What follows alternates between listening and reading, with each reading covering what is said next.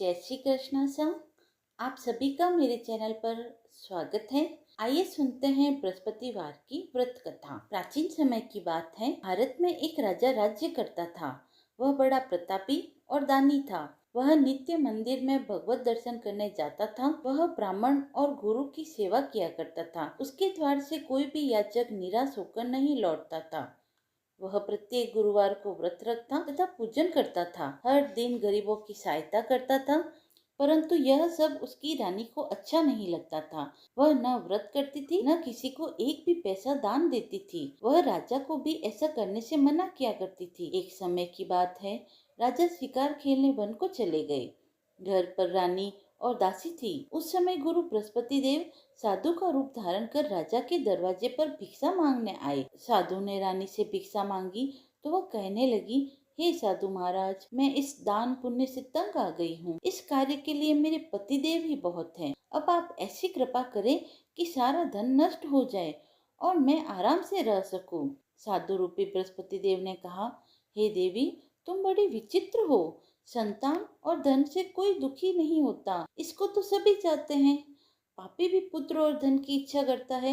अगर तुम्हारे पास अधिक धन है तो भूखे मनुष्य को भोजन करवाओ, प्याऊ बनवाओ, ब्राह्मणों को दान दो, धर्मशाला बनवाओ, कुआं, तालाब, बावड़ी आदि का निर्माण कराओ तथा निर्धन की कन्याओं का विवाह करवाओ, साथ ही यज्ञ आदि करवाओ।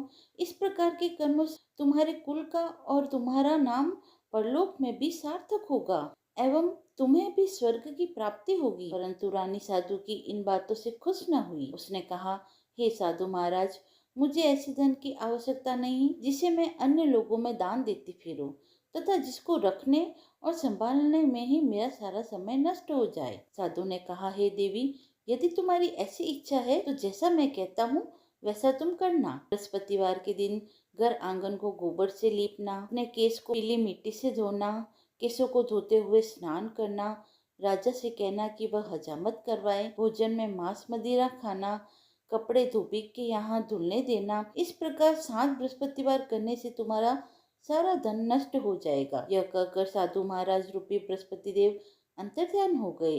रानी ने साधु के कहे अनुसार 7 बृहस्पतिवार तक वैसा ही करने का विचार किया। साधु के बताए अनुसार कार्य करते हुए केवल 3 बृहस्पतिवार ही बीते थे कि उसकी समस्त धन संपत्ति नष्ट हो गई। भोजन के लिए दोनों समय परिवार तरसने लगा तथा सांसारिक भोगों से दुखी रहने लगा। तब राजा रानी से कहने लगा कि हे रानी, तुम यहाँ पर रहो, मैं दूसरे देश को जाता हूँ, क्योंकि यहाँ पर मुझे सभी मनुष्य जानते हैं, इसीलिए मैं यहाँ पर कोई कार्य नहीं कर सकता। मैं अब परदेश जा रहा हूँ, वहाँ कोई काम धंधा करूँगा, शायद हमारे भाग्य बदल जाएं। ऐसा कहकर राजा परदेश चला गया। वह वहाँ जंगल से लकड़ियाँ काट कर लाता और शहर में बेचता। इस तरह जीवन व्यतीत करने लगा। इधर राजा के बिना रानी और दासियाँ दुखी रहने लगी। किसी दिन भोजन मिलता तो किसी दिन जल पीकर ही रह जाती। एक समय रानी और दासी को 7 दिन तक बिना भोजन के व्यतीत करने पड़े। तो रानी ने अपनी दासी से कहा, हे दासी, यहाँ पास ही के नगर में मेरी बहन रहती है, वह बड़ी धनवान है। तुम उसके पास जा और वहाँ से 5 सेर बेजर मांग कर ले आ, जिससे कुछ समय के लिए गुजारा हो जाएगा। दासी रानी की बहन के पास गई। रानी की बहन उस समय पूजा कर रही थी। बृहस्पतिवार का दिन था। दासी ने रानी की बहन से कहा, हे रानी, मुझे आपकी बहन ने भेजा है, मुझे 5 सेर बेजर दे दो। दासी ने यह बात अनेकों बार कही, परंतु रानी की बहन ने कोई उत्तर नहीं दिया, क्योंकि वह उस समय बृहस्पतिवार की कथा सुन रही थी। जब दासी को रानी की बहन ने कोई उत्तर नहीं दिया तो वह बहुत दुखी हुई। उसे क्रोध भी आया और वह लौटकर रानी से बोली, हे रानी, आपकी बहन तो बहुत घमंडी है, वह छोटे लोगों से बात भी नहीं करती। मैंने उससे कहा तो उसने मुझे कोई उत्तर भी नहीं दिया। मैं वापस चली आई। रानी बोली, हे दासी, इसमें उसका कोई दोष नहीं है। जब बुरे दिन आते हैं तब कोई सहारा नहीं देता। अच्छे बुरे का पता विपत्ति में ही लगता है। जो ईश्वर की इच्छा होगी वही होगा। यह सब हमारे भाग्य का दोष है। उधर रानी की बहन ने सोचा कि मेरी बहन की दासी आई थी, परंतु मैं उससे नहीं बोली, इससे वह बहुत दुखी हुई होगी। अतः कथा सुन और विष्णु भगवान का पूजन समाप्त कर वह अपनी बहन के घर आई और कहने लगी, हे बहन, मैं बृहस्पतिवार का व्रत कर रही थी, तुम्हारी दासी हमारे यहाँ आई थी, परंतु जब तक कथा पूरी नहीं होती तब तक हम लोग न उठते हैं न बोलते हैं, इसीलिए मैं नहीं बोली। कहो दासी, क्यों आई थी? रानी बोली, बहन, हमारे घर में अनाज नहीं है। वैसे तुमसे कुछ बात छिपी तो नहीं है, इस कारण मैंने दासी को तुम्हारे यहाँ 5 सेर बेजल लेने के लिए भेजा था। रानी की बहन बोली, बहन देखो, बृहस्पति भगवान सबकी मनोकामनाएं पूरी करते हैं। देखो, शायद तुम्हारे घर में ही अनाज रखा हो। यह सुनकर दासी घर के अंदर गई तो वहाँ उसे एक घड़ा बेजर का भरा मिल गया। वो बड़ी हैरान हुई, क्योंकि उसने एक एक बर्तन देख लिया था। उसने बाहर आकर रानी को बताया। दासी अपनी रानी से कहने लगी, हे रानी, देखो, वैसे हमको जब अन्न नहीं मिलता है तो हम रोज ही व्रत करते हैं। अगर इनसे इस व्रत की विधि और कथा पूछ ली जाए तो उसे हम भी कर लिया करेंगे। दासी के कहने पर रानी ने अपनी बहन से बृहस्पतिवार के व्रत की कथा पूछी। की बहन ने कहा, हे रानी, बृहस्पतिवार को सूर्योदय में उठकर स्नान करके बृहस्पतिवार का व्रत करना चाहिए, लेकिन उस दिन सिर नहीं धोना चाहिए। बृहस्पतिवार के व्रत में चने की दाल और मुनक्का से विष्णु भगवान का केले के वृक्ष की जड़ में पूजन करें और दीपक जलाएं। उस दिन एक ही समय भोजन करें। भोजन पीले खाद्य पदार्थ का करें तथा कथा सुने। इस प्रकार करने से गुरु भगवान प्रसन्न होते हैं, अन्न पुत्र धन्य देते हैं।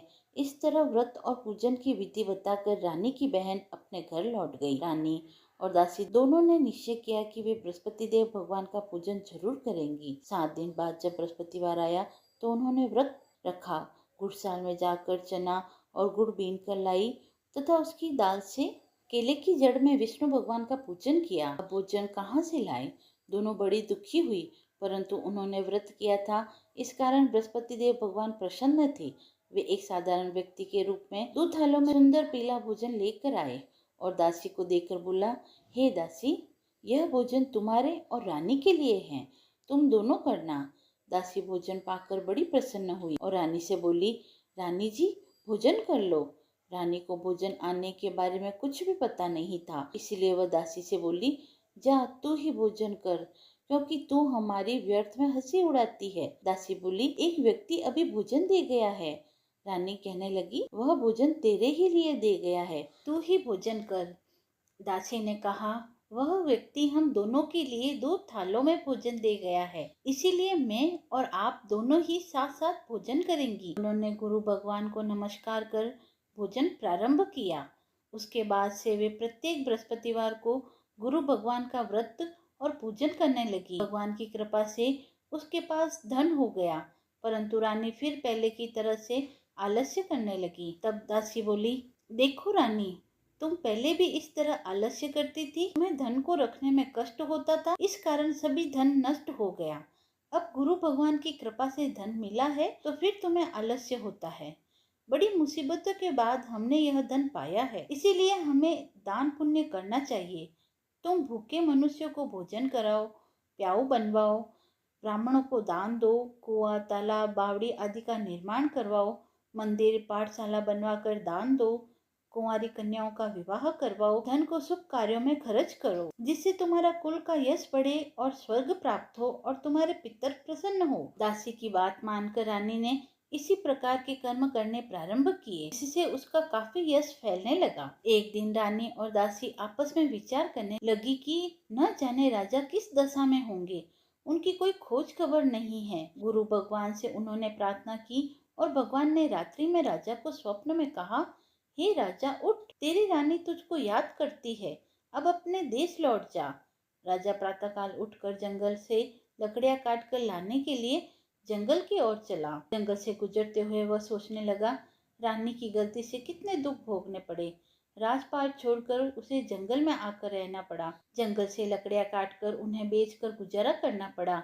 उसी समय उस जंगल में बृहस्पति देव एक साधु का रूप धारण कर आए और राजा के पास आकर बोले, हे लकड़हारे, तुम इस सुनसान जंगल में किस चिंता में बैठे हो, मुझे बतलाओ। यह सुन राजा के नेत्रों में आंसू आ गए। साधु की वंदना कर बोला, हे प्रभु, आप सब कुछ जानते हैं।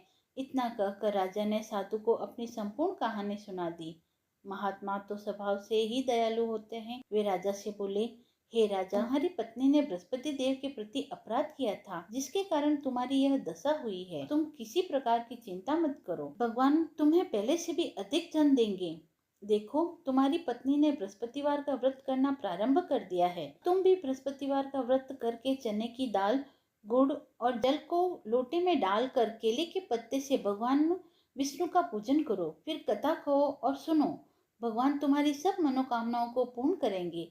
साधु को प्रसन्न देखकर राजा बोला, हे प्रभु, मुझे लकड़ी बेचकर इतना पैसा नहीं मिलता जिससे कि मैं भोजन करने के उपरांत कुछ बचा सकूं। मैंने रात्रि में अपनी पत्नी को व्याकुल देखा है। मेरे पास कोई साधन नहीं जिससे उसका समाचार मंगा सकूं। बृहस्पतिवार की कौन सी कहानी कहूँ यह सुनो, मुझको तो कुछ भी मालूम नहीं है। साधु ने कहा, हे राजा, तुम किसी बात की चिंता मत करो। बृहस्पतिवार के दिन तुम रोजाना की तरह लकड़ियां लेकर शहर में जाओ। तुम्हें रोज से दुगना धन प्राप्त होगा, जिससे तुम भली भांति भोजन कर लोगे तथा बृहस्पति देव की पूजा का सामान भी आ जाएगा। बृहस्पति देव की कथा इस प्रकार है। प्राचीन काल में एक बहुत ही निर्धन ब्राह्मण था। उसके कोई संतान नहीं थी। वह नित्य पूजा पाठ करता, परंतु उसकी स्त्री बहुत मलिनता के साथ रहती थी। स्नान करती और न किसी देवता का पूजन करती। प्रातःकाल उठते ही सर्वप्रथम भोजन करती, बाद में कोई अन्य कार्य करती। ब्राह्मण देवता बहुत दुखी रहते थे। पत्नी को बहुत समझाते, किंतु इसका कुछ भी परिणाम न निकला।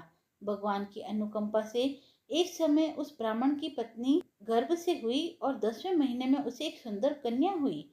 धीरे धीरे ब्राह्मण की कन्या बड़ी होने लगी। बचपन से ही वह कन्या भगवान विष्णु की पूजा किया करती थी। प्रातःकाल उठते ही स्नान आदि करके भगवान विष्णु की पूजा करने मंदिर जाती थी। बृहस्पतिवार को व्रत करके विधिवत पूजा पाठ करती थी। पूजा पाठ के बाद वह पढ़ने के लिए पाठशाला में जाती थी। घर से चलते हुए वह मुट्ठी भर जौ साथ लेकर जाती और पाठशाला के रास्ते में थोड़े थोड़े जौ गिराती जाती। जब वह पाठशाला से लौट के आती तो जौ के वह दाने सोने में बदल जाते और लड़की सभी सोने के दाने बीन लाती। एक दिन जब वह सोने के दानों को साफ कर रही थी तो उसकी माँ ने कहा, बेटी, सोने के दाने साफ करने के लिए सोने का सूप भी होना चाहिए। अगले दिन बृहस्पतिवार था। उसने भगवान बृहस्पति पूजा करते हुए प्रार्थना की, हे भगवान, यदि मैंने आपका व्रत विधिवत किया हो तो मुझे सोने का सूप दे दो। भगवान बृहस्पति देव ने उसकी मनोकामना पूरी करने का वचन दिया। पाठशाला से लौटते समय उसे रास्ते में सोने का सूप पड़ा हुआ मिला। लौटकर सोने का सूप अपनी माँ को दिखाकर वह सोने के दाने साफ करने लगी। उसी समय नगर का राजकुमार उसके घर के पास से गुजरा। उस सुंदर लड़की को सोने के सूप में जौ के दाने साफ करते देख राजकुमार उस पर मोहित हो गया। महल में लौटकर राजकुमार ने राजा से उस लड़की से विवाह करने की इच्छा प्रकट की। तो राजा ने ब्राह्मण को महल में बुलवाकर राजकुमार से उसकी लड़की विवाह करवा दिया। दुल्हन बनकर ब्राह्मण की लड़की महलों में चली गई। लड़की के चले जाने से ब्राह्मण फिर निर्धन हो गया। उसे कई कई दिन तक भोजन नहीं मिलता था। बहुत दुखी होकर ब्राह्मण एक दिन अपनी लड़की के पास गया।